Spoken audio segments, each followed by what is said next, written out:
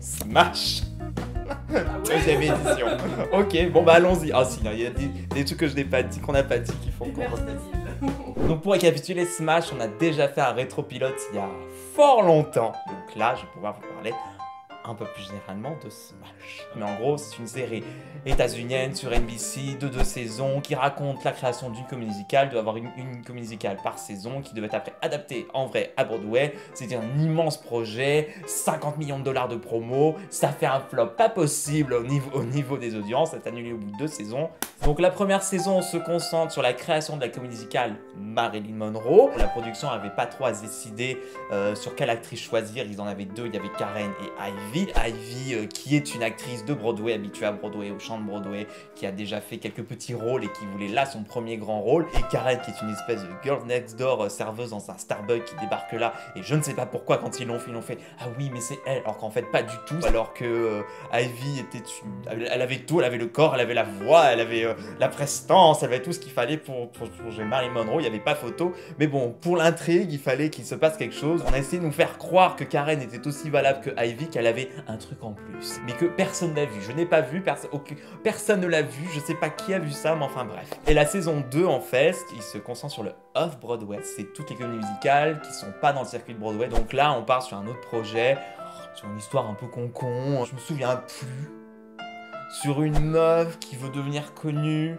comme 90% des comédies musicales. Et il y a un mec qui l'a... Ah oui, il a écrit les chansons pour elle. Je crois qu'elle s'est barrée avec les chansons, elle est devenue connue avec ses chansons à lui. Et lui, il est resté pauvre. Et puis elle prend la place d'une autre meuf connue. Enfin, encore un truc de rivalité musicale. Comme à chaque fois qu'il y a des trucs musicaux, que ce soit Glee, que ce soit Nashville, que ce soit Smash, c'est toujours sur la rivalité. Il y a un truc, on dirait que ça ne peut pas exister sans. Que dire de Smash maintenant qu'on peut parler de 2 saisons. La première saison était bien, c'était pas, oui, elle avait ses faiblesses et ses défauts et ses qualités qu'on a parlé dans le rétropilote, mais la saison 1 était plutôt correcte. Et puis, il s'est passé un truc, après la saison 1, la showrunneuse a été remerciée, on va dire. On a dit qu'elle était partie d'elle-même alors qu'elle a été mise dehors, elle a écrit une lettre ouverte pour raconter toute son aventure Smash, qui fait un état des lieux assez froid et crispant sur ce que c'est d'être une femme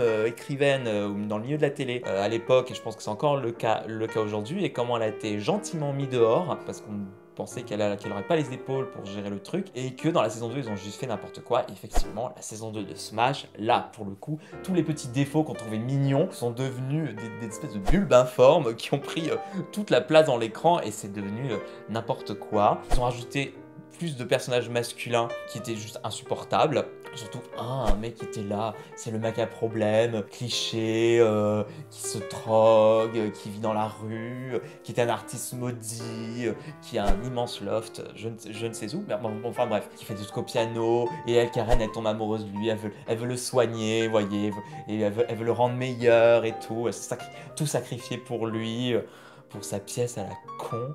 Pendant que la troupe musicale de Marilyn Monroe a du mal à s'en sortir. Debra Messing, elle est là pendant toute la saison. Il y a un moment, elle chante. Toutes les personnes qui ont vu Will and Grace ont un peu une panique quand Grace commençait à chanter parce que c'était catastrophique. Et à un moment, elle chante, et elle chante très bien. En fait, elle chante très bien. Ça date, c'est tellement loin et c'était tellement nul que j'ai un peu refoulé des trucs. On sentait qu'ils cherchaient tout pour ramener du public. Je crois même qu'ils ont fait venir Liza Minnelli à un moment. Leur coup de grâce, genre si Liza Minnelli n'apporte pas du monde, ça marche pas. Ils ont fait venir Uma Thurman qui fait une allergique aux crevettes et qui disparaît. Oui. Et je crois qu'elle manque de mourir. Enfin, je sais plus si ça se trouve, je construis le truc, mais je me souviens qu'elle s'en va suite à un incident d'allergie ou elle se casse la cheville, je sais plus. Enfin, voilà, c'était tellement n'importe quoi que voilà, tout se mélange, que des trucs désespérés comme ça. Donc nous, ça nous désespérait encore plus. Et le final était tellement mauvais. Dans le pilote, on parle qu'il y a des numéros de qualité. Dans la suite, il y a d'autres numéros que vous allez voir qui sont excellents. Il y a des chansons qui sont vraiment très bonnes. Il y a des solos qui sont magnifiques. Bon, la comédie musicale Bombshell sur Marilyn Monroe avait l'air vraiment sympa, quoi. Elle donnait vraiment envie d'être vue en vrai à Broadway. Et tout le reste avait l'air pas très fameux. Donc voilà, Smash, j'ai refait le point. Ça n'a pas été très clair, vous pouvez regarder notre rétropilote. Personnellement, un de mes rétropilotes préférés. Je me trouve hystérique et insupportable dedans. Si vous avez vu Smash, dites-moi ce que vous avez pensé. Si vous n'avez pas vu Smash, allez-y, ne serait-ce que pour voir cette espèce de truc. Il faut le voir pour le croire, parce que c'est assez dur à décrire en fait. Donc voilà, je vous laisse... voilà, ça me met dans tous mes états de parler Smash, je vous laisse comme ça.